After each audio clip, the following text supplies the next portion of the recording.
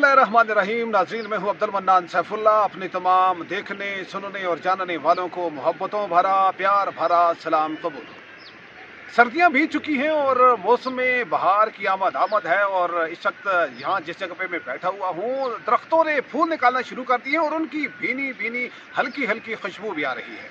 मेरे साथ इस वक्त मौजूद हैं महकमा ऑपरेशन के असिस्टेंट डायरेक्टर इकबाल साहब और वादी लिपा के सीनियर सहाफ़ी रजवान अवान साहब। इनके साथ हम गुफ्तगू करेंगे जो शजरकारी मुहिम का आगाज़ हुआ है लिपा में। और इकबाल साहब से हम बात करेंगे। ये इनका चूँकि डिपार्टमेंट, इनका महकमा चूँकि ऑपरेशन के हवाले से है, रेशम के हवाले से है, तो ये जो रेशम का कीड़ा है किन इलाकों में पाया जाता है, कैसे उससे रेशम हासिल की जा सकती है और ये कितना मुश्किल या आसान काम है, ये जानेंगे इकबाल साहब से।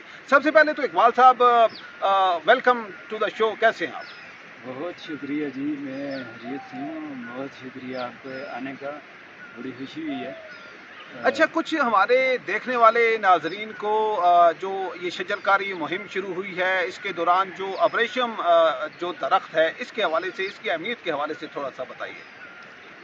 दूध का जो दरख्त है, इसको शाही पौधा कहा जाता है, शाही दरख्त कहा जाता है। तो इसकी अहमियत का अंदाज़ा आप इससे लगा लें कि महाराजा के दौर में जब महाराजा से मिलने मेहमान आया करते थे, खुसूसी मेहमान वफूद आया करते थे, डेलीगेशन आया करते थे, तो महाराजा अपने मेहमानों को जाते हुए शहतूत का पौधा तोहफे में दिया करता था। तो इससे इसकी अहमियत का आप अंदाज़ा लगा लें। ये इतना कीमती पौधा है कि जो जड़ से लेके, तने से लेके, पत्ते और शाखों तक इंसान के लिए फ़ायदा देता है। सही। अच्छा, बात करते हैं रजवान साहब से। रजवान साहब, ज़रा ये बताइए कि ये जो शजरकारी मुहिम है, इस दौरान और कौन कौन से दरख्त हैं जो वैली के अंदर लगाए जाते हैं, जिनकी ज़रूरत है, जो पूरे पाकिस्तान में, पूरी दुनिया में लिपा का एक सॉफ्ट इमेज भी है। शुक्रिया मनान साहब। वादी लिपा वैसे भी बहुत खूबसूरत वैली है, एक तो टूरिज़म पॉइंट ऑफ व्यू से भी बहुत खूबसूरत, साथ इसके जो दरख्त है, जो कुदरती माहौल है, इन दरख्तों की वजह से है।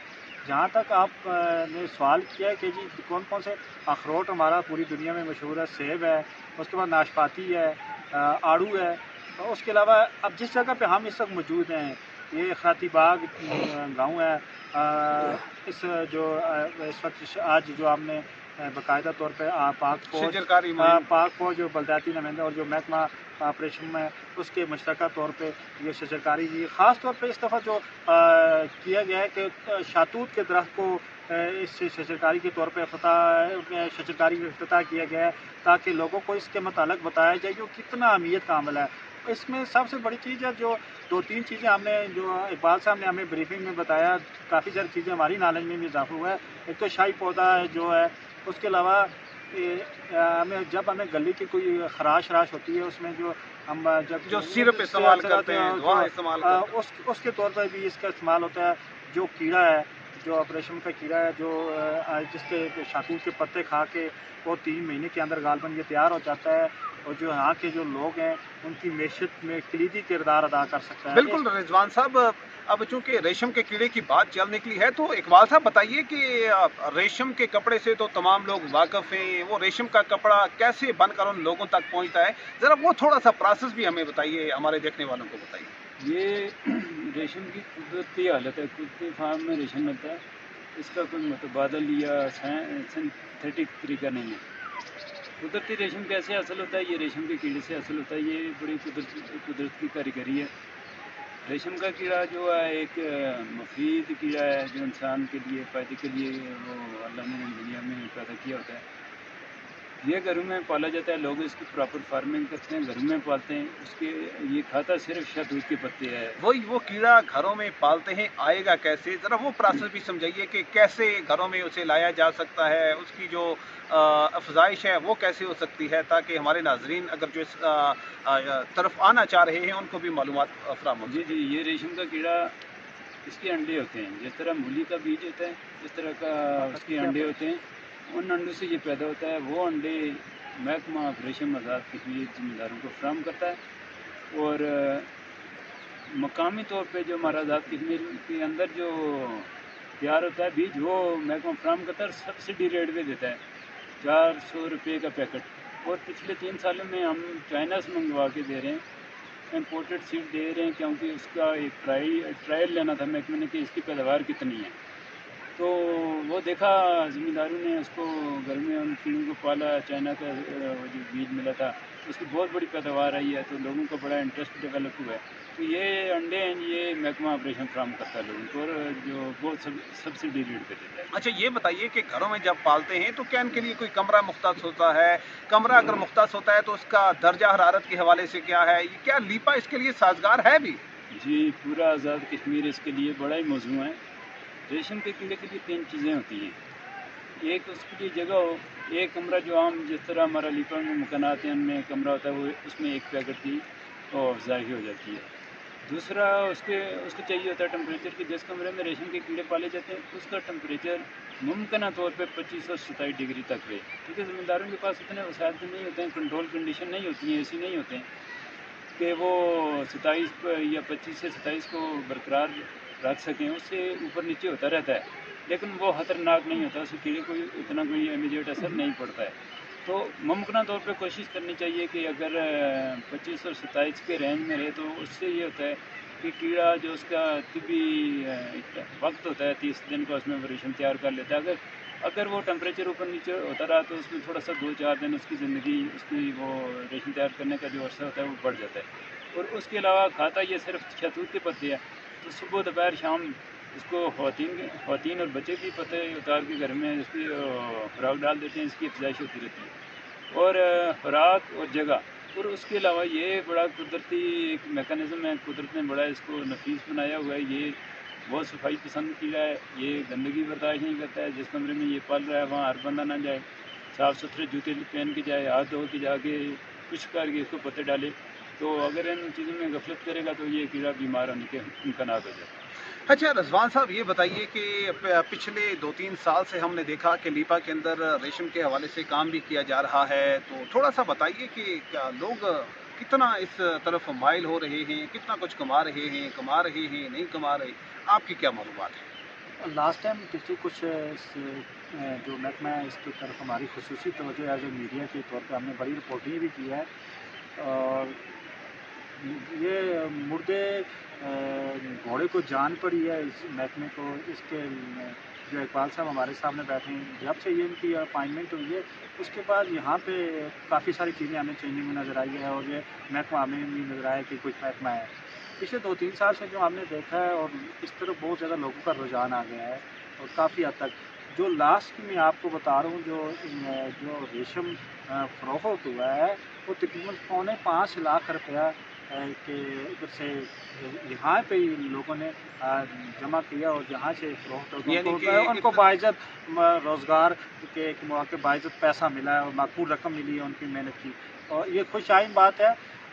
ہم بھی آپ کی تو عادت سے یہ درخواست کریں گے, محکمے کے ذمہ دار بیٹھے ہیں, اس طرف لوگوں کی ورکشاپ ہونی چاہیے اور مختلف سیمینار ہونے چاہیے تاکہ لوگوں کو اس کے متعلق اویئرنیس ہو, ریشم کے متعلق اور یہ شہتوت کے درخت کے متعلق اہمیت پہ کہ اس کتنا ضروری ہے, اور تاکہ لوگوں کو جو معیشت جو آج کل ویسے ہی مشکل دور ہے وہ کتنی آسانی سے کئی ماہ میں یہ ریشم تیار ہو جاتا ہے اور جو لوگوں کی معیشت بہتر بھی ہو جائے گی. اچھا اقبال صاحب بس آخری لفظ یہ بتائیے کہ جو لوگ اس جانب رغبت رکھتے ہیں, یہ کام کرنا چاہ رہے ہیں, اس کے لیے جو آپ کا ادارہ ہے, جو آپ کا محکمہ ہے, وہ کیا فیسیلیٹیشن دے سکتا ہے؟ جی ایک تو یہ بات ہے کہ ہم پچھلے 3 سال سے جو درآمدہ امپورٹڈ سیڈ ہے وہ فری میں دے رہے ہیں.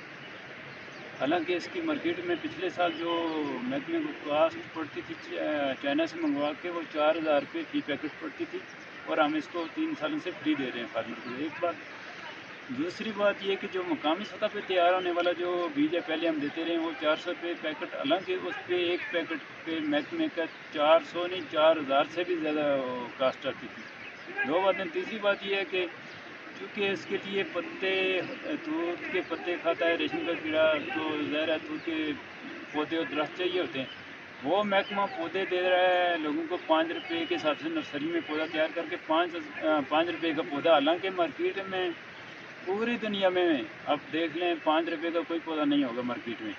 تو محکمہ اس پہ وہ بھی ایک سبسڈی ہے, حالانکہ ایک پودے پہ پورا سال اس پودے کو گرو کرنے میں جو مین پاور کی تنخواہیں, کھادیں, ایریگیشن کے اخراجات, اب حساب لگا لیں تو اس پہ کتنے اخراجات آتے ہیں، اور دیتا ہے وہ ڈپارٹمنٹ 5 روپے کا پودا ہے۔ اس کے علاوہ فری میں ہم ورکشاپس کراتے ہیں، ٹریننگ پروگرام کراتے ہیں، اور اس میں لوگوں کو کھانا کھلاتے ہیں، ان کو سرٹیفکیٹ دیتے ہیں۔ یہ ہماری طرف سے جو انسینٹیو ہیں فارمر کے لیے جو ہم دے رہے ہیں۔ اور 2 باتیں میں آپ کو بتا دوں۔ ایک یہ کہ اس کی جو زندگی ہے، اگر ٹمپریچر اس کا ٹھیک رہے، برقرار رہے، تو یہ 30 دنوں میں تیار کر لیتا ہے، اور اگر وہ ٹمپریچر فلکچویٹ ہوتا رہے تو یہ اس کی زندگی 2-4 دن 5 دن 1 ہفتہ بڑھ جاتی ہے۔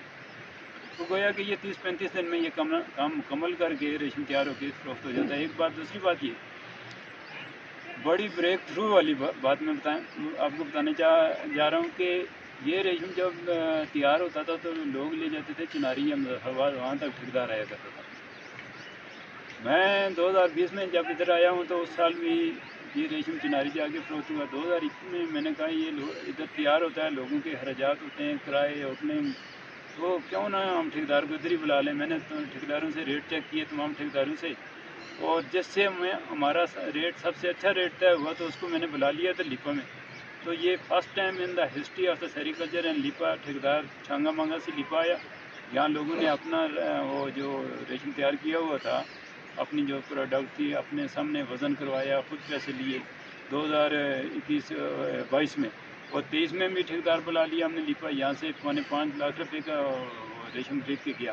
اور اس دفعہ لوگوں کا رجحان اتنا ڈیولپ ہوا ہے کہ اس دفعہ جو ہم نے کیا ہے سسٹم کہ جتنے پیکٹس میں نے ڈیمانڈ دی ہوئی ہے، چونکہ وہ پروجیکٹ کا آخری سال ہے، اگلے سال جو سیڈ ملے گا وہ پیسوں پہ ملے گا، وہ فری میں نہیں ملے گا، تو میں نے ایک بڑی میسیو ڈیمانڈ دی ہوئی ہے، اور اس حساب سے اگر اتنا سیڈ ہمارا آلموسٹ سینکشن ہو چکا ہے، وہ مل گیا، جو پروڈکٹ ہوگی اس کی ایوریج میں نے نکالی ہے، تو یہ 17 لاکھ روپے سے یہ اماؤنٹ اوپر جائے گی، نیچے نہیں جائے گی۔ بہت شکریہ۔ ہمارے ساتھ یہ تھے اقبال صاحب اور سینئر صحافی رضوان عوان صاحب۔ ان کے ساتھ ہم نے بات کی شجرکاری مہم کے حوالے سے، اور خصوصاً ریشم کیڑے کے حوالے سے اور ریشم تیار کرنے والے کیڑے کے حوالے سے۔ آپ تو جان ہی چکے ہوں گے جی کہ ریشم کا کیڑا بھی کافی نخرے باز ہے۔ اگر آپ وہاں پہ گندے پیروں کے ساتھ جائیں گے یا کوئی بھی شخص زیادہ اس کمرے کے اندر جائے گا تو وہ سروائیو نہیں کر سکے گا، اس کی زندگی کم ہونا شروع ہو جائے گی۔ اور پھر درجہ حرارت کے حوالے سے بھی وہ کافی حساس ہے۔ 25 درجہ حرارت سے 27 ڈگری سینٹی گریڈ تک ہی اس روم کا، جس جگہ پہ اسے پالا جا رہا ہے، وہ درجہ حرارت رہنا چاہیے۔ یہ ہم نے بات کی آپ لوگوں کے ساتھ تاکہ آپ لوگوں کو اس حوالے سے مائل بھی کیا جائے اور لیپا میں ہونے والی پیش رفت سے بھی آپ کو آگاہ کیا جائے، اور جو یہاں پہ محکمہ ہے یہ یہاں پہ کیا کام کرتا ہے اور اس حوالے سے کیا کیا معلومات اور کیا کیا فیسیلیٹیشن آپ کو مہیا کر سکتا ہے، یہ بتانا آپ کو مقصد تھا۔ آپ کو یہ سارا سلسلہ کیسا لگا؟ کچھ کہنا سننا چاہیں تو ہمارا کمنٹ باکس آپ کے لیے حاضر ہے۔ اپنا ارد گرد کے لوگوں کا، عزیز و اقارب کا ڈھیر سارا رکھیے گا خیال۔ اللہ نگہبان۔